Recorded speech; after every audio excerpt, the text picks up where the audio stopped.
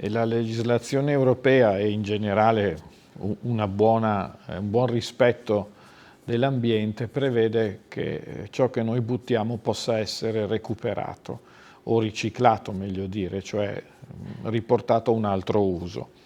Questo parte solo se il comportamento delle persone è corretto, perché solo attraverso una raccolta differenziata fatta con scrupolo si riesce a garantire ai materiali di tornare ad essere quello che sono. Quindi l'esempio più semplice è quello del vetro: se uno butta via una bottiglia, diciamo, è sufficiente che non sia particolarmente sporca e che venga buttata nel posto giusto, altrimenti quel vetro avrà un giro in più e non sarà buono da recuperare.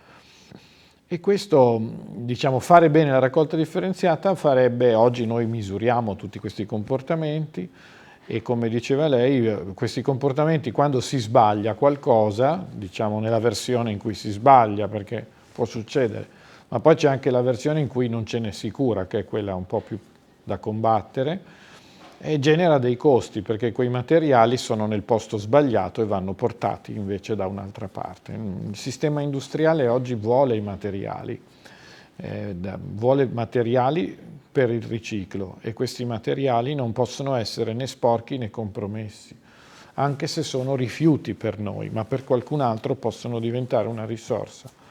Per il momento è una somma di denaro, quella dello spreco di 8 milioni di euro che abbiamo misurato, che potrebbe essere risparmiata dalla collettività, cioè con delle bollette più leggere. Ma sicuramente il meccanismo è in crescita positiva, cioè la gente mette sempre più attenzione. È vero anche che si attende di ricevere un riscontro, ma il risparmio è fatto al contrario. Cioè uno spende di più se fa le cose sbagliate, se fa le cose giuste spende di meno, non ha un ritorno economico. Quindi le bollette diventano sempre più pesanti anche perché si fanno tanti errori. Possono invece essere alleggerite, quindi si spende solo meno, se le cose vanno bene. Il nostro sistema industriale poi ci aiuta a recuperare tutto, e ciò che non può essere riciclato viene recuperato energeticamente, cercando di evitare la discarica, che è proprio la cosa peggiore possa succedere sia all'ambiente che al portafoglio. Ecco, un messaggio, quello dello sviluppo sostenibile, che state inviando anche grazie a una collaborazione stretta con l'Università Ca' Foscari. Ce ne può parlare?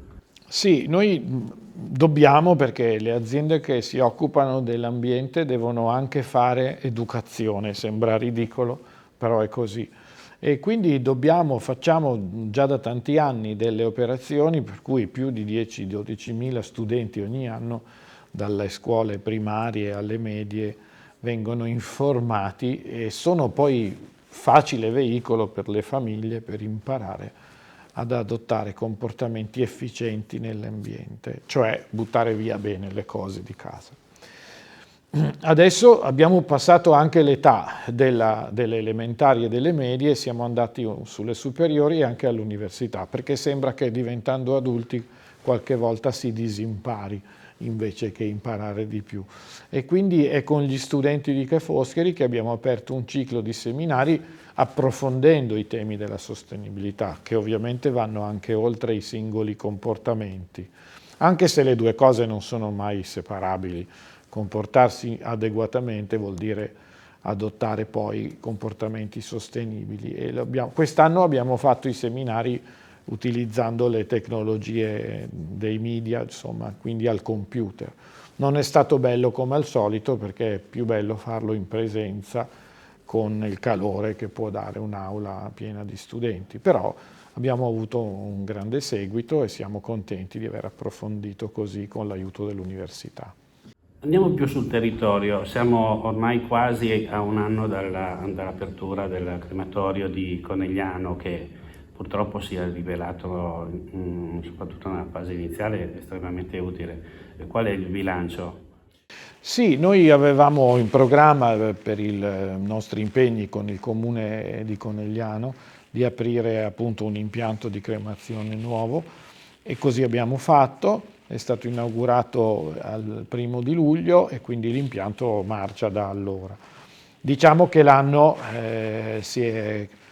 scorso questo impianto è stato usato più delle nostre previsioni perché l'emergenza Covid in qualche modo ha scatenato un po' più di domanda di questo tipo di servizi. Adesso che comunque siamo a maggio del 2021, quindi andiamo verso il primo anno di età, effettivamente l'impianto sta invece funzionando bene e secondo le aspettative anche del territorio, perché diciamo che di buono in questo caso è che la preferenza che ormai la popolazione accorda a questo tipo di servizi è anche accompagnata per la provincia di Treviso da un po' di offerta in più e quindi si fa un po' meno strada, si è più comodi appunto anche nell'uso di questi servizi anche dalle province vicine, insomma. Ecco, poi magari speriamo di dimenticarci dell'emergenza del Covid come un motivo in più, ecco, per lasciare questa terra, ma insomma